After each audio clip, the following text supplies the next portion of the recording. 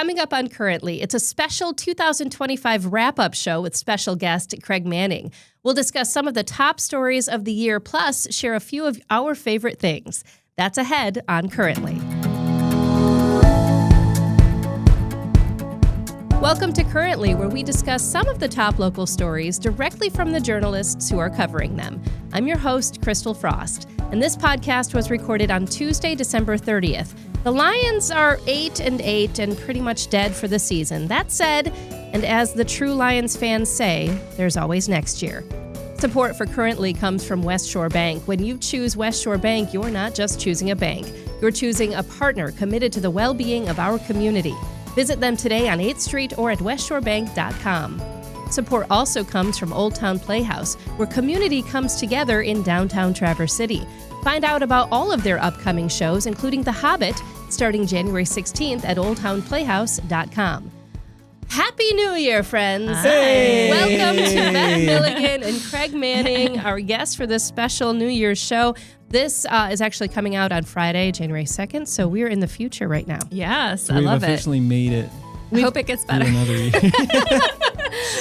I hope so, too. So. Oh, my goodness. I mean, and that's, we're going to spend most of the show talking about the back part, right, of 2025, all of the big stories of 2025, both in Traverse City and in Leelanau County. But we thought we'd start with the future part. How about the present? Yes, the future. I'm trying to do a back to the future thing, guys. Now. Yes. Yeah, I'll just share a couple stories from this week. I mean, it's been a little light, obviously, with the holidays. Yeah. But we've had a few things come up, and then folks can check out these stories at traversedirker.com if they want to read the full thing. The first one from this week was Traverse City Area Public Schools had a special meeting on Monday. That was during our big blizzard in Traverse City. It's a blizzard meeting. But they still, all 7 board members were present for this meeting because it was a very important meeting. They had to decide whether or not to accept $1.4 million in state funding for the school district. This would be funding that is set aside in the state for mental health and school safety programs. And that feels like a no-brainer on the surface, right? It does, except for in the budget in Michigan this year, this funding is tied to a controversial mandate, which requires school districts, if they agree to accept the funding, they also have to agree to waive their legal privileges in a mass casualty event, which means, in layman's terms, that if there were to be, for example, a school shooting, like we sadly had in Oxford a few years ago, the school districts essentially waive their legal rights that, for example, to be able to go into closed session and talk about the school shooting, to have conversations with attorneys, all of that would be subject to investigations. This attachment condition of this funding was something that Governor Whitmer had wanted included in this as kind of a promise that she had made to the families of Oxford. That school shooting, investigators said they had a difficult time getting the school district to cooperate. They felt that there were things that the school district could have done differently to maybe help prevent that shooting. So this is supposed to help with transparency. It's to make sure that districts aren't hiding behind attorney-client privilege when they're being investigated in an event to see if there's any wrongdoing or fault in the wake of a mass casualty event. The flip side is that TCAPS is one of over 30 school districts that are suing over this requirement, saying that it's not essentially constitutional or fair to hold their funding sort of hostage and agree for them waiving their legal rights. Should something terrible happen. Under the law. So it's been very controversial. The lawsuit is still ongoing. There was a ruling this month that was against the school districts. Essentially, the judge upheld this requirement as constitutional. She did say it was coercive and she did say it was broad, but she said they didn't have their constitutional rights violated by it. They will be appealing that. But in the meantime, they had a deadline on Tuesday to either accept the terms or lose the funding. So the school board did vote to accept that $1.4 million. I mean, they felt like they were very clear that this was an extremely difficult decision for them.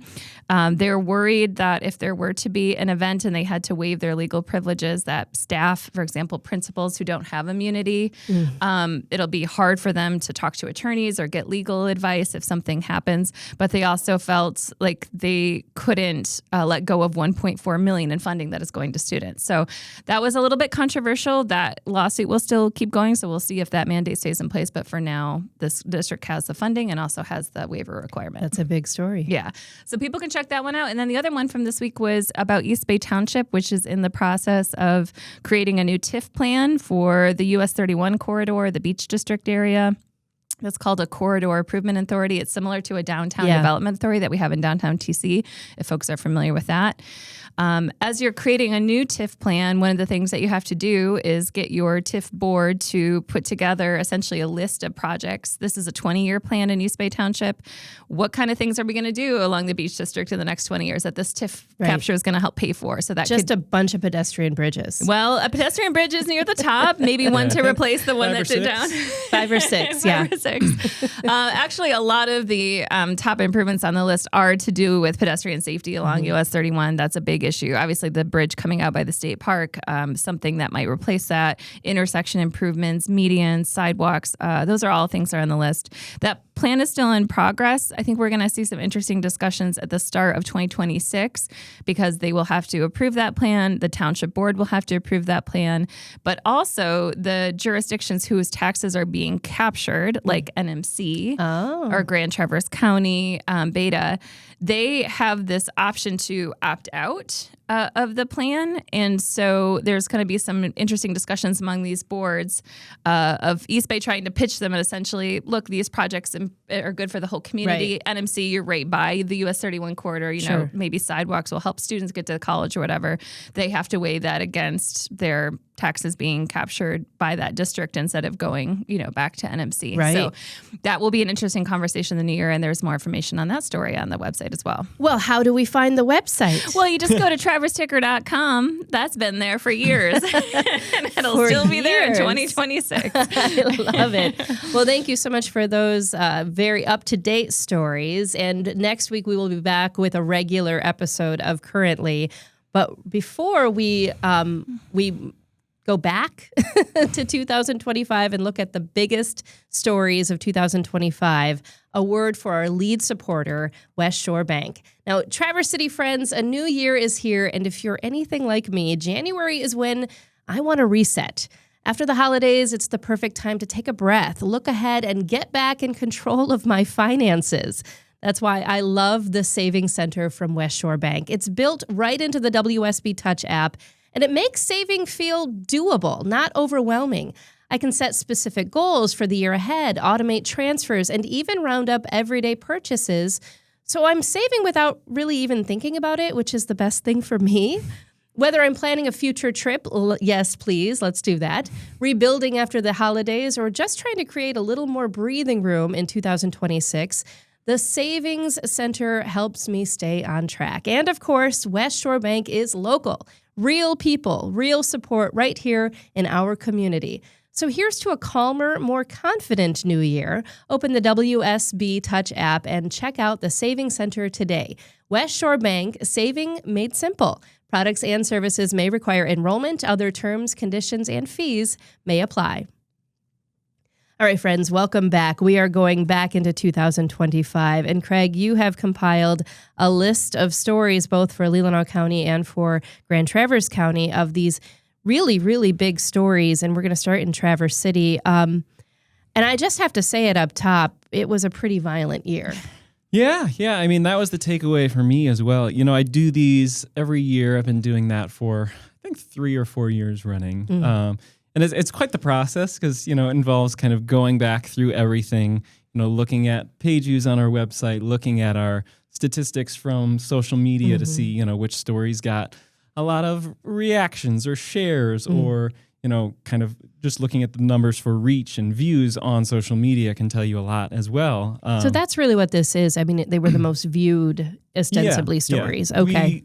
As an online publication, we can really track what gets a lot of traction. And, Yeah, this year, we had some pretty bad news. Some years there are fun stories at the top. Last year, I did an interview with Jewel when she came to Interlochen, kind of going back in time and talking about her roots there, and that was a very different number one than what we have this year. Because as Traverse Cityans know, there were a few pretty high profile crime stories that got state attention, national attention, and those are definitely rising to the top for us as well. Yeah, absolutely. What are some of, can we kind of go through these stories? Yeah. I wasn't sure if you wanted to Sure. run through from 8 to 1. Each one's a top 8, or if you wanted to jump around. Top 8, I like it. Right. Yeah, MySpace generation. That's right.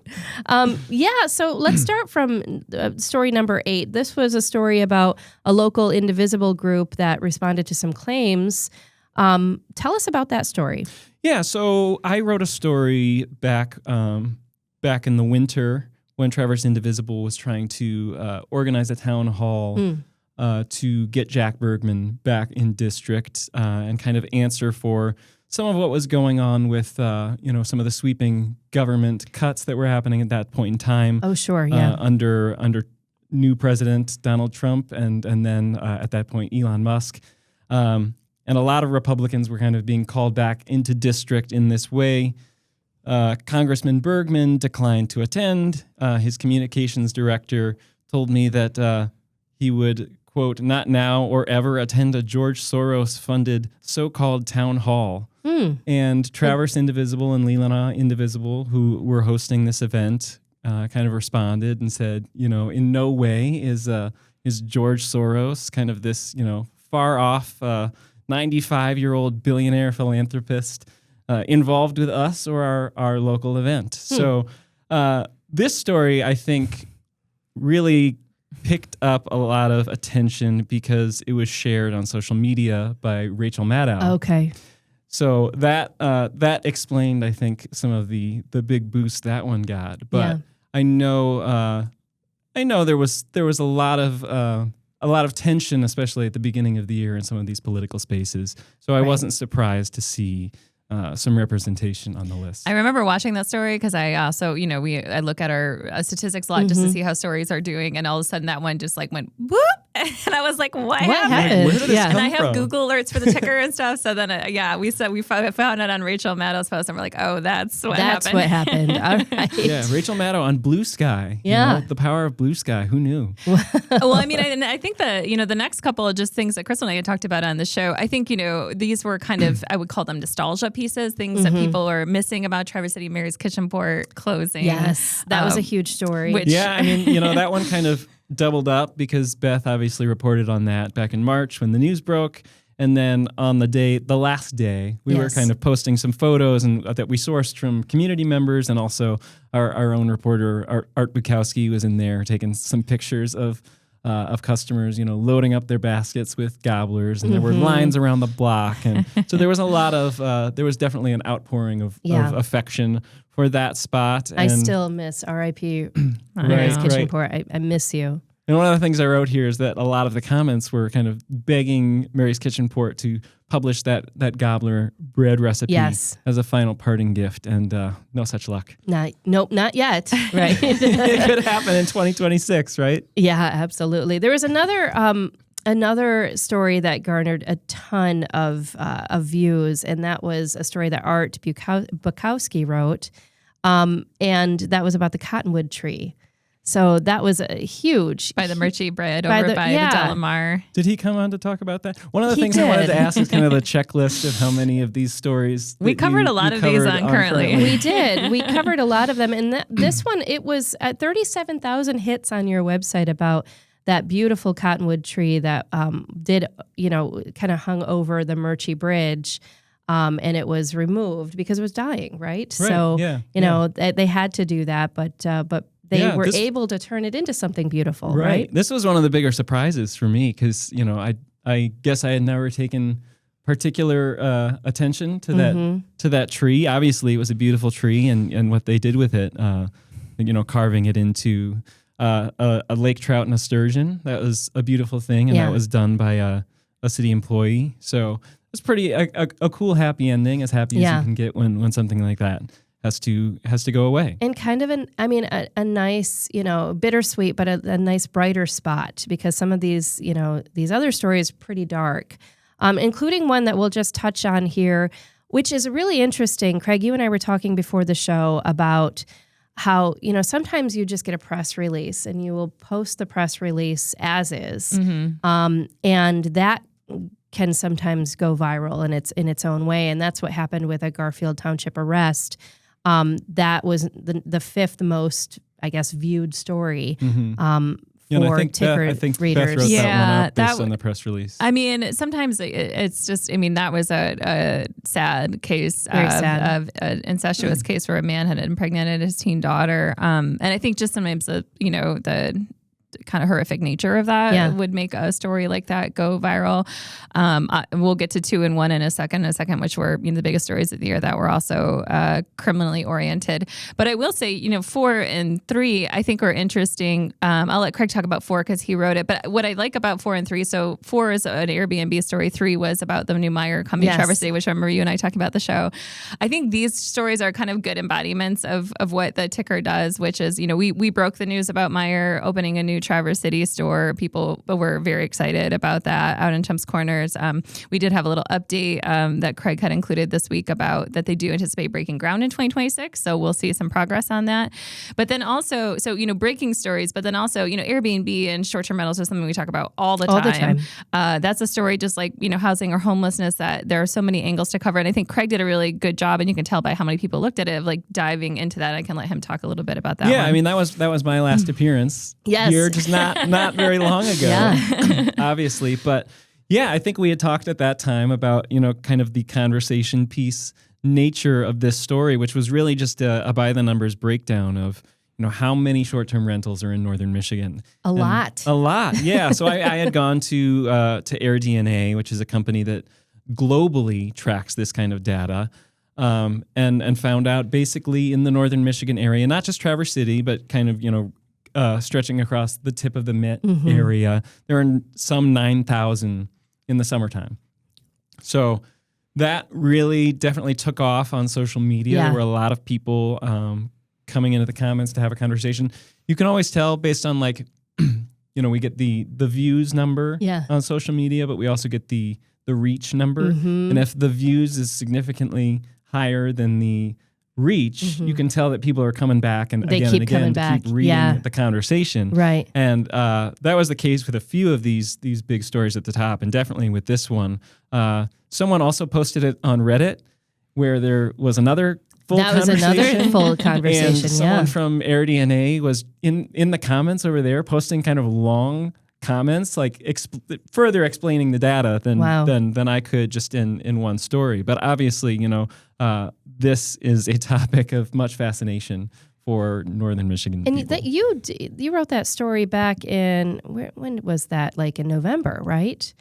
So that ran November 12th. Yep. So I since then I have heard that story referenced over and over and over again, with people talking about the need to discuss, a little bit more deeply about the number of short-term rentals and what that means and how it affects long-term housing here in the area. Yeah, I think that one, the title really caught on to Land of 9,000 Airbnbs, because obviously when you put a number like that on an issue like this, it's just it's not quite as nebulous as it maybe was before. People can point to that number and say, okay, well, how much housing is that taking off the table? Right. Well, that's a lot. Yeah. So I think that's part of the reason that one really caught a lot of attention.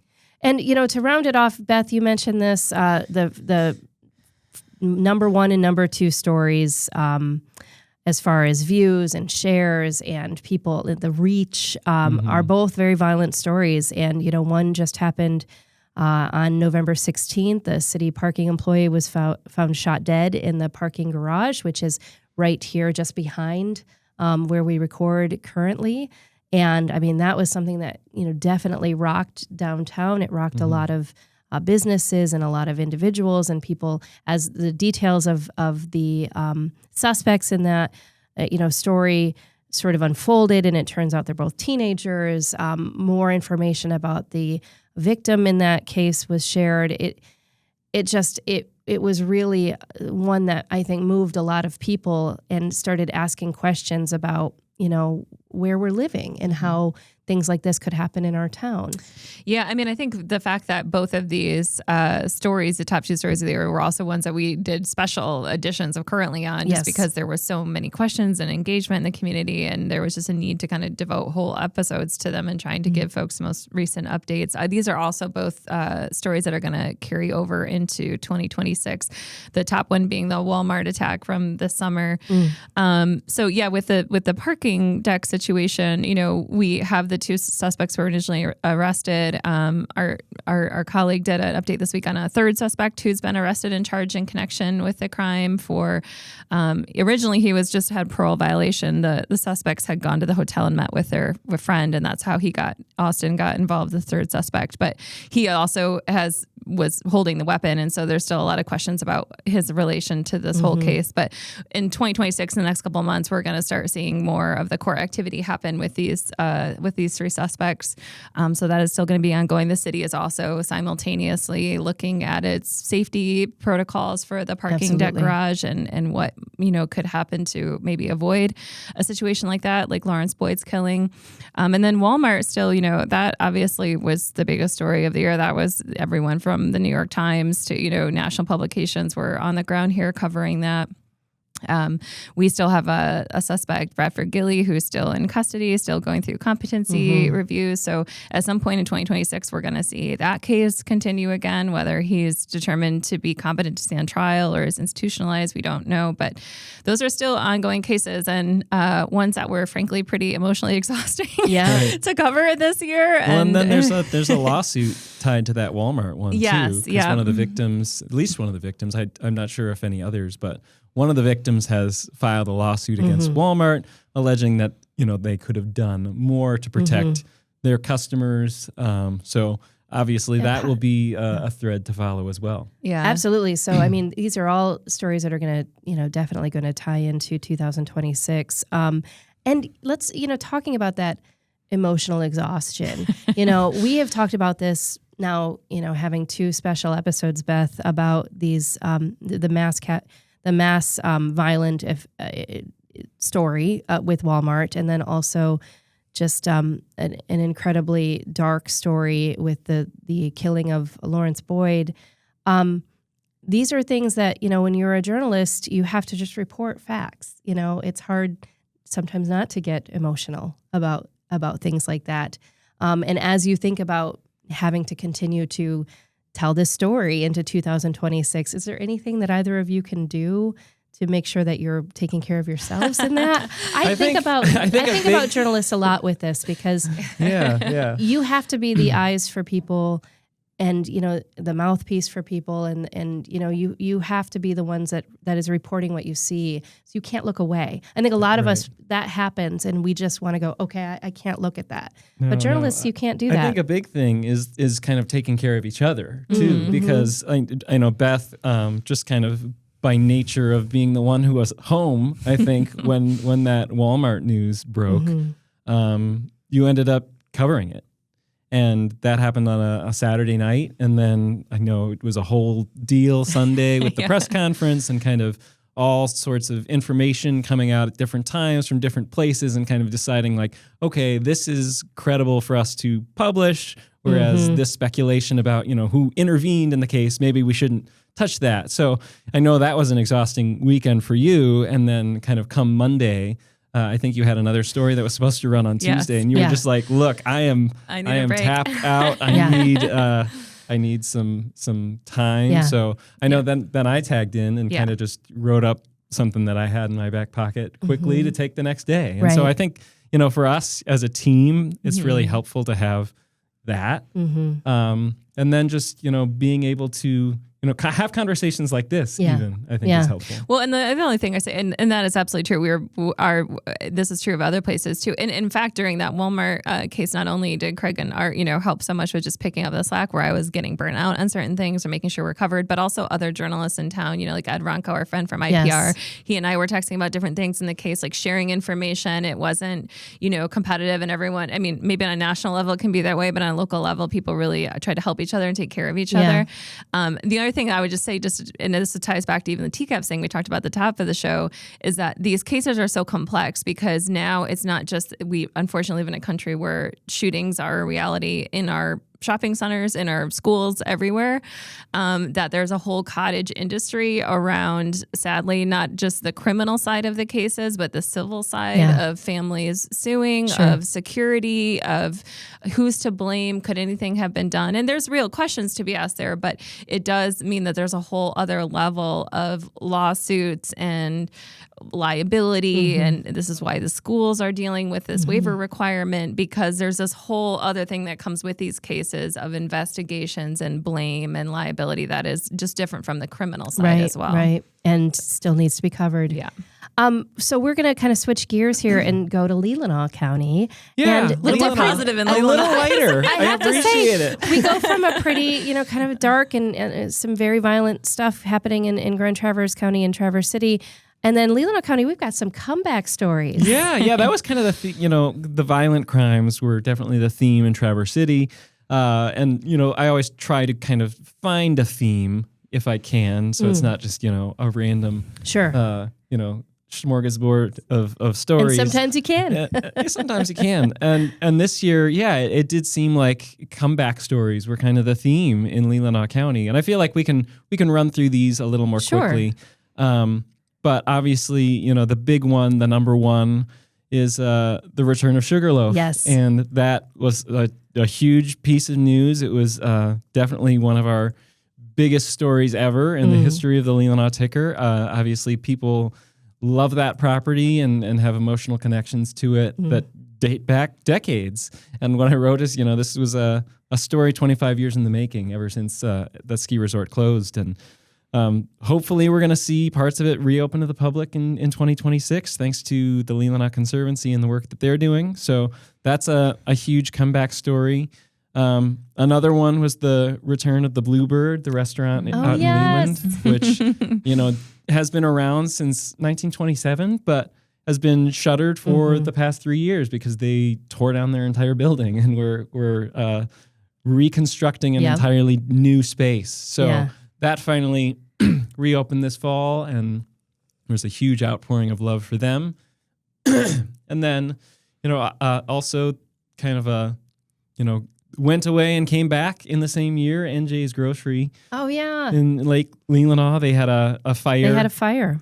Back in June that forced a 6-month closure, but they were back just earlier this month.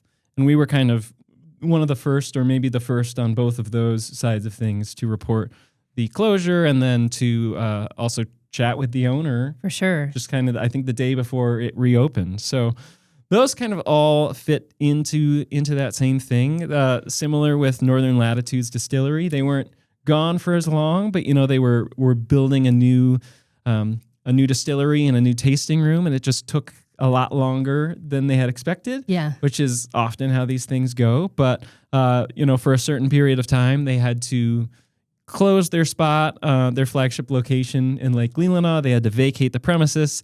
Locals Lake Leelanau, a great new restaurant, opened up there. Oh yeah. And then it was not until this fall that Northern Latitudes was able to move into their new space, and they actually had a little lapse where they had to, because they have another location in Sutton's Bay, but they had to surrender or put their liquor license in escrow. Oh, that's what they did. Okay. They no longer had a distilling facility. Oh, sure. So by the time they were able to reopen, that was kind of its own little comeback story as well. So, all these things, and, there are other good feel-good stories on here too. There's the Slater Nally. He was the American Idol contestant who has performed at Dunebird. Art spoke with him back before that whole journey was starting, because he was kind of the promotional hook they hung the entire season on. Ended up finishing in the top 5 and has a major label contract with Warner Music Nashville. So that's a good one. We had Rick Robbins, a Leelanau commissioner, who donated his entire year's salary to Habitat for Humanity. That's a good feel-good story. So I feel like, this kind of... It's a nice counterbalance. Yeah, it is. And I'm really glad that it worked out that way.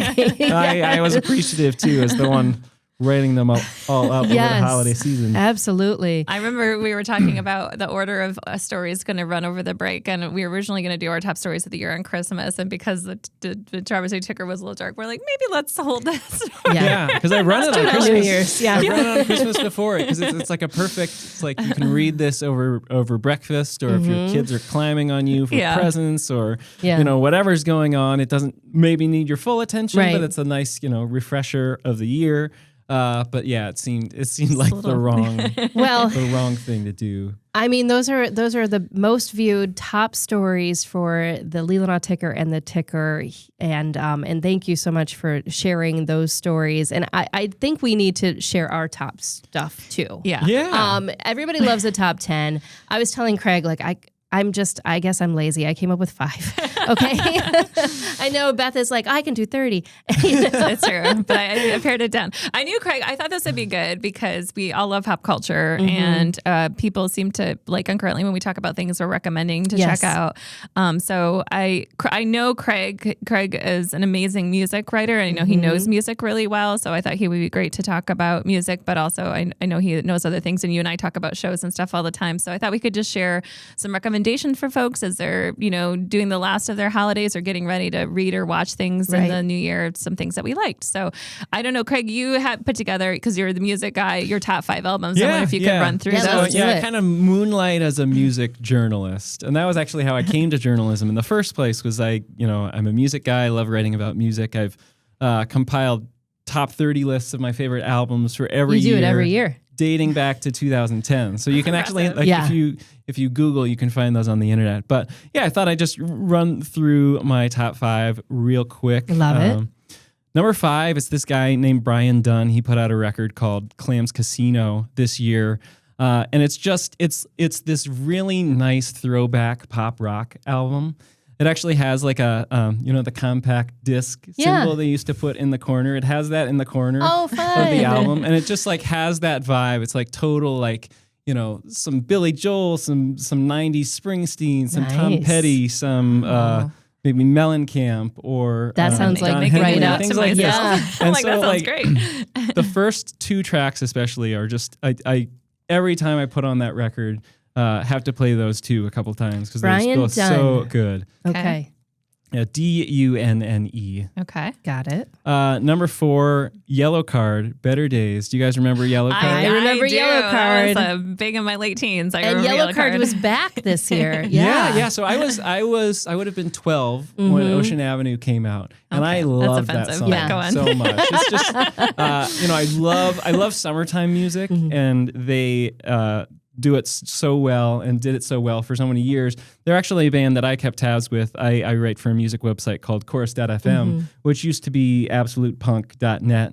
And so they were kind of one of the foundational artists of that kind of pop punk scene. And, those guys even still post on our forums. So, That's cool. We're friendly with them. But, I've always followed them. They hadn't put out an album since 2016. I'm guessing most people who know them probably think it was longer than that because they probably remember, Ocean Avenue Lights and Sounds. But this new album called Better Days, it's total throwback. They made it with Travis Barker of Blink-182. He produced it and plays drums, and it really is it's a blast from the past. Just put on the title track, and you'll definitely remember your youth. Very cool. Number 3, Jason Isbell, Foxes in the Snow. Yes. Now you're talking our love language. Yes. I think we all went and saw him in Interlaken. We did. We did. With everyone else in Traverse City. And he's coming back next summer. I'm very excited. I don't think he'll play any of these songs. Okay. He made this album solo. He's had this band with him called the 400 Unit for years, and they're a totally tight rock band. That's who came to Interlaken with him. The complication was that his wife was in that band, and they recently went through a divorce, and he had some bloodletting to do, I think, As you do, and didn't want to, involve his band, who are also her former bandmates, Right. in recording it. So played it all solo. I think he's the only one on this record. Just beautiful, beautiful acoustic guitar playing, and he's probably my favorite active songwriter. Yeah. And, it's still amazing, and it's not like a bitter breakup album. I think it was recognizes the beauty in what they had together. Yeah, and nostalgic, the sadness. bittersweet, some hope. Yeah, I liked definitely. it. Yeah, I really liked that album. I'm glad it's on your list. Yep, Yeah. I'm writing these all down. Keep going. Number 2, Maren Morris, Dreamsicle. Maren Morris was a big star in the country music She was. sphere in the 2010s. Got pretty politically outspoken toward the end of that decade during the Trump era, and angered some of her genre contemporaries to the point where she said peace out, basically, and called up Jack Antonoff and made this pop album. And I think it's fantastic. She's fantastic. She's so great. She's one of the best singers out there, I think. And her songs are so clever and just so punchy, and they can be funny, they can be devastatingly sad. There's a song on this one called Holy Smoke that's kind of, grappling with religion in modern times, where it can be used as kind of this weird political cudgel. It's just, I think it's a great album that really balances like fun summer pop album with, tackling heavy themes, including her divorce from her husband, who, interestingly, is at my number 1 slot. Wow. Her ex-husband, his name is Ryan Hurd. He put out an album called Midwest Rock and Roll this year. And he also is from the country world. Yep. They had a big hit together a few years ago called Chasing After You. But he's a Michigan boy. He was, I think, born and raised in Kalamazoo, and he grew up on emo and pop punk, like me. So this album is extremely relatable. It's kind of about growing up in Michigan and dealing with the winters and getting away to the coast for romantic nights by the lighthouse and things like that. It's all about youth and heartbreak and kind of the memories and the formative experiences that shape you.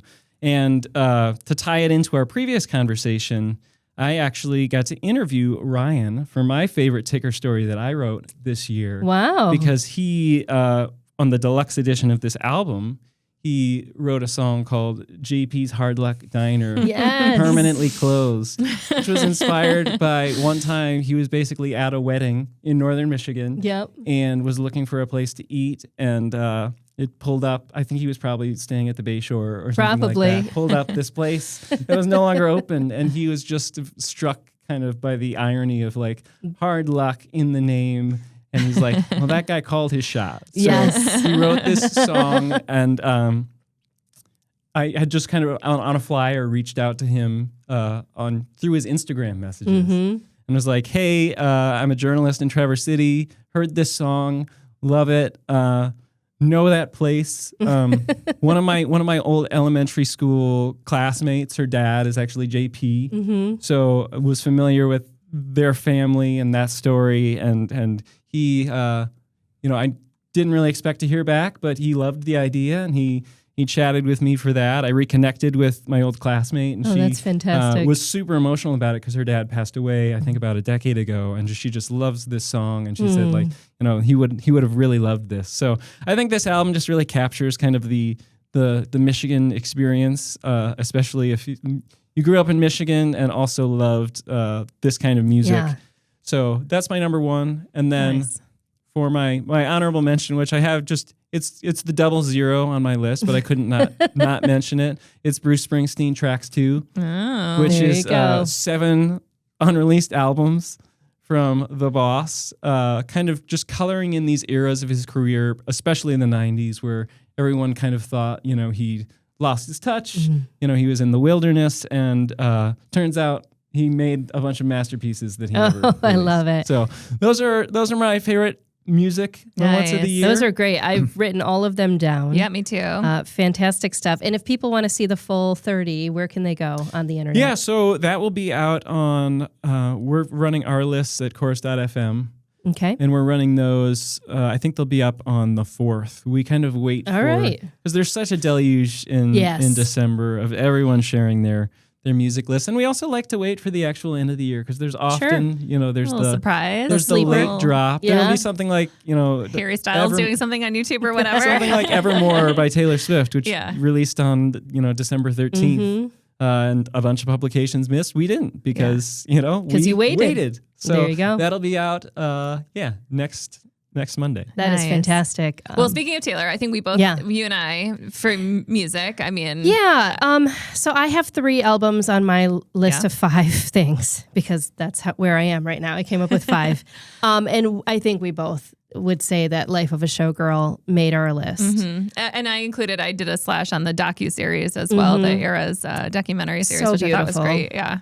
Yeah. And if you, it's interesting because we were talking about this and some people, whether you like Taylor or not, you have to respect the hardworkingness of that woman. I'm just like, she is a hardworking individual, and watching the docuseries and realizing that she's actually doing, recording an album while she's on this incredible Eras tour. And you're like, how does she find the time to do any of this? It's crazy. I went out of my house once today. That's what I did today. This is what I'm doing. It's amazing. So, if you haven't, that is an album that it doesn't matter what kind of mood I'm in, it's going to get better when I listen to that album. Yeah, and as I would say, as a big Swiftie, this to me shows like the prodigiousness of her output. That for me, it's not even in my top 5 favorite albums of hers, but it is still a fantastic album. Yeah. Like it's still just great pop songs. So it just speaks to like it can still be one of my favorite albums of 2025 and not even crack what I think are some of her all-time greats. But it's still just as a fun pop light album to listen to. It is on my list. It's on your list. It's not in the top 5. It's just not in the top. Nice. I actually have another album, and I think it might be on your list. Brandi Carlile, Returning to Myself, which I feel like the albums that I chose on my list, from that album, Returning to Myself, it just resonated with me. It was a really reflective year for me, and it was a really reflective album. And it felt like a homecoming, and it was in this like quiet, lovely way that Brandi can do so well. So I really, really enjoyed that one. On the other side of that, though, too, one of my other favorite albums that came out on Halloween was Florence and the Machine's Everybody Scream, which is super raw. It's actually an album about some personal trauma. It's almost witchy is the word that we used. If you're going to release an album on Halloween. Yeah. She has a haunting voice no matter what. Yeah. I love Florence's, I love the voice. And I loved the album. And this was a year that in a lot of times it made you want to scream. Whether it was personal stuff going on or, community stuff. We just talked about a lot of violence that happened in our neck of the woods. There were times that you really wanted to find that scream, and she embraces it. So I loved that. So that was that third album on the list for me. Those are on my list too. Yeah, look at that. Well, we were going to mention, and we can run some of these through quickly, just as we wrap up, but have a few more minutes just to share some recommendations. I think because I see it's on at least Craig and I's list, but for movies, the movie Sinners, that was probably my favorite movie of the year. I know like a lot of top lists of the year have one battle after another, which I did like, but I like PTA, I like Leo, but Sinners for me was just a more deeper, spiritual, cool, interesting, original movie that I think caught Hollywood completely by surprise. And I think they thought it would make, 23 million and go away. And it just became this huge juggernaut of, Ryan Coogler and Michael B. Jordan, which is one of my favorite combinations in film. They did Black Panther together, a lot of great movies, Fruitvale Station. The music in it is incredible. I know probably Craig is a music fan. There's a scene in that film that's maybe one of my favorite scenes in cinema in the last 5 years of the dance music scene. It's incredible. It's ostensibly a vampire movie. I told you, you don't like scary movies like that much. scary. I don't like scary movies that much either. It's still, it's not that over the top in terms of scariness. It's really just some great music cameos. I loved it. Well, Right. if Beth tells me I can do something, then I have faith in that. Because My wife feels similarly to you. She watched this movie. She did duck out for some of the final confrontation where things get a little gory. I mean, you have to expect that from a movie about vampires, right? But this movie is so great. Yeah. And I agree, it does seem like one battle after another is going to run the table at the Oscars, which, I can't be too mad about it. But I do think great movies, yeah. I do think Sinners is kind of just this, Coogler's obviously a once in a generation talent. And I think, this is his first purely original film, and it's amazing. That's great. I wasn't expecting quite the underpinning to be music in that movie when I went in, because I knew it was a vampire movie, and I knew kind of what they portrayed in the trailer, but it really is kind of built on culture and kind of the theft of culture. Well, I'm going to have to watch it tells now. that story in a really interesting, and it's also just beautiful to look at. Mm-hmm. So. Love that. Speaking of beautiful to look at and very, very interesting, I do have two shows that are probably on your list too, Beth. Mm-hmm. And I was trying to figure out why these were my two favorite shows. They're my two favorite shows, period, right now. And that is both on Apple TV, Severance and Pluribus. And season 2 of Severance launched in January of 2025. Pluribus is pretty new. Mm-hmm. That just came out. 9 episodes. It's fantastic. And I'm obsessed with these two shows, even though they seem pretty different in theme and tone. They both explored this like fractured identity through systems that promise improvement while quietly eroding autonomy. That's what I was thinking about it. I wrote it down today because I went, that's what it is. That's it's this description, concept I've been drawn to over the last few years. And each show presents this like control, not as overt cruelty, but as consent-driven. It's bureaucratic. It's normalized. It's forcing these characters to question who they are within these structures that shape them. And I really leave my, when I watch these shows, I go, okay, you're asking whether or not you can remain a whole person. Mm-hmm. And obviously Severance is about literally dividing yourself into two selves. But it's a question that I've been asking within any system. Can you remain true to yourself and your morals and your accountability when you're sort of stuck in an institution? Yeah, and Pluribus definitely has that theme. I love Severance also. Pluribus, I just finished watching this past week. It was probably one of my favorite shows of the year. Vince Gilligan, who did Breaking Bad. We've got Better Call Saul acting veterans in this show, some great cameos.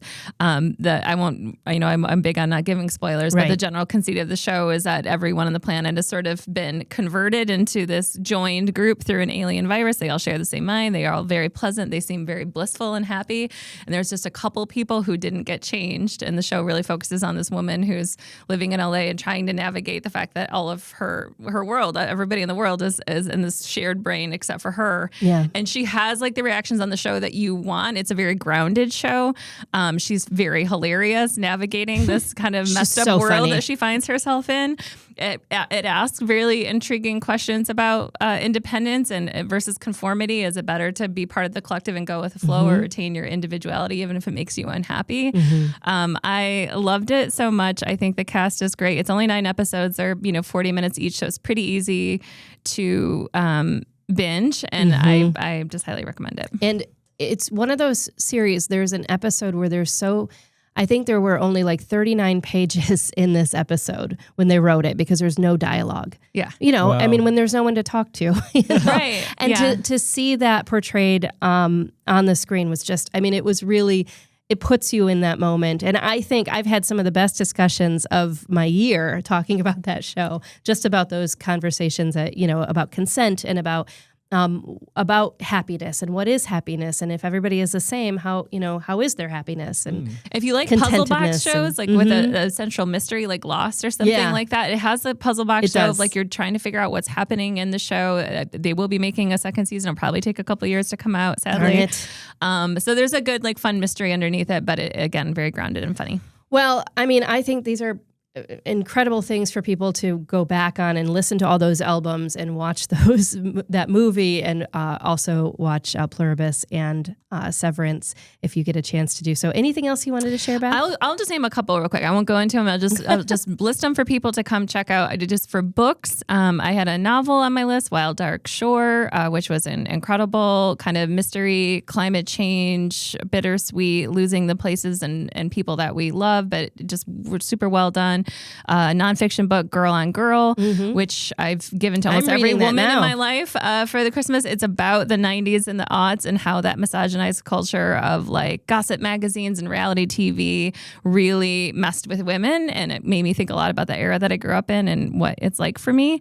I had a couple other TV shows, Dying for Sex, which was Michelle Williams and Jenny Slate, with maybe the best depiction of female friendship I've ever seen, about a woman who's dying of cancer and sort of learning to live as she discovers herself as she's doing that. Incredibly funny, poignant show.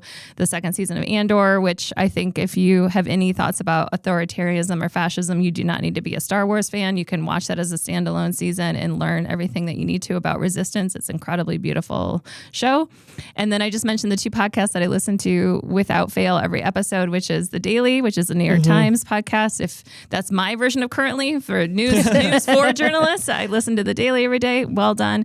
And Good Hang with Amy Poehler, which she just is such a great interviewer, and she talks well behind people's back and features a lot of great comedians, especially women, on the show.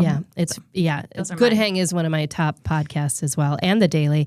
And currently, so hopefully we're on your list for best podcasts of 2025. Before we go, do you all have do you do resolutions? Anything that you're looking forward to in 2026? Well, I decided for resolutions, one, I'm going to read a poem every day. I'm just I read a lot of nonfiction and fiction, but I don't always make myself read poetry. So just to like have a little mental reset every day, I'm going to try to read a poem every day. And I'm going to try to cook the New York Times top 25 recipes of 2025. Wow. Just that's fun. slowly over the year to see what the best ones were. I don't like resolutions so much as goals because I don't know. I think with a resolution, I always feel like it's something I'm giving up, but it's not. It's something I'm trying to add to. So I am taking one from the Beth Milligan playbook from a couple years ago when you did the Outdoor 30. And you spent 30 minutes outdoors every single day. And as we just had a blizzard, I'm thinking, am I going to be able to do this? There are some tricky days. There's some tricky days, I will tell you. But that is something that I'm going to do, is 30 minutes outdoors every day. So that's my goal. Sure. Well, a couple for me. Obviously, I'm a long distance runner. Yes. I tomorrow will hit 3,700 miles on the year. Wow. So that's my record for most mileage. I don't even think I drove that many miles. I don't know if I did. So that's insane. Probably not going to run that much next year. But I've been chasing a marathon PR for a few years. My best time was in 2023. So hopefully 2026 I can make that happen. Wow. One of the things I want to do is I want to negative split a marathon, which means you run the second half faster than you run the first half. Okay. And it basically means you paced yourself well and didn't fall apart. Oh my which gosh. is That's really, amazing. really hard to do. But I think, it mostly involves picking the right pace, which I have had some trouble with so far. And then the other thing is I just want to get back into performing more. I majored in classical voice in college and really haven't used that much. I did a Christmas show with Dominic Fortuna. We kind of brought back the Williamsburg Dinner Theater concept. Awesome. At the Hotel Indigo a couple weeks ago, and it was just so fun. Yeah. And so I don't know what form that's going to take, but I'm going to try to push myself to do more. My of coworkers shared some, Jillian, Craig's the wife, and our editor of the New York Express shared some video of that, and we were like, Craig has some pipes. Yeah. It was fun to watch. And I want to mention, too, that Craig had other recommendations for the year, so maybe in the show notes on Facebook, we can post our list of all of our recommendations if folks wants to check out more. So. Oh, I love that. Yeah, there's definitely lots of recommendations, and we'll keep giving you recommendations as we see fit. Going into next year, I want to say a special thank you to Craig and to Beth for another great episode. And to Beth, we launched this podcast in February of 2025. She's been on one more podcast than I have. Due to a little unexpected hospital stay. We did have that, but it's been just an incredible year. And so thank you so much for that, Thank you. For celebrating that first year of the podcast. We'll be back with more coverage of local news next week. Plus, our sister podcast, Currently the Conversation, returns on Monday, January 12th. And be sure to subscribe to the show on all platforms at christalfrost.com. Follow us on social media. Subscribe to Currently with Christal Frost wherever you get your podcasts. You can also watch the full show on YouTube and on Facebook. And Currently is a Compass Local podcast produced by Pancake Boy Productions. Whoop, whoop. Big thanks to our sponsors, Old Town Playhouse, and to our lead supporter, West Shore Bank. Craig, Beth, Happy New Year. Happy New Year. All right, we'll see you soon.